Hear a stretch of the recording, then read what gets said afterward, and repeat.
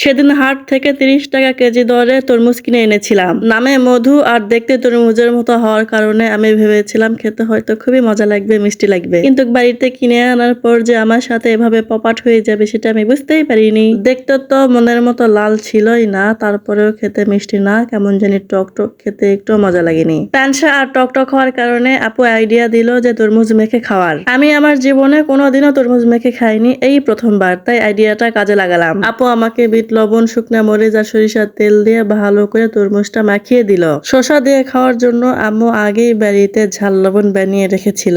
আপু এই লবণটাও কিন্তু এই মাখার মধ্যে দিয়েছে, আর যার জন্য খেতে অনেক ভালো লেগেছে।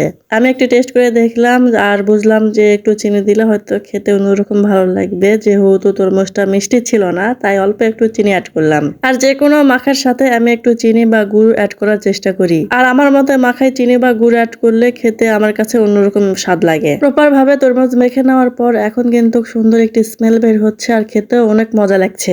এই সিজনে যারা তরমুজ কিনে ঠকবেন তারা এভাবে বাড়িতে তরমুজ মাখিয়ে খাবেন, পয়সা উসুল হয়ে যাবে।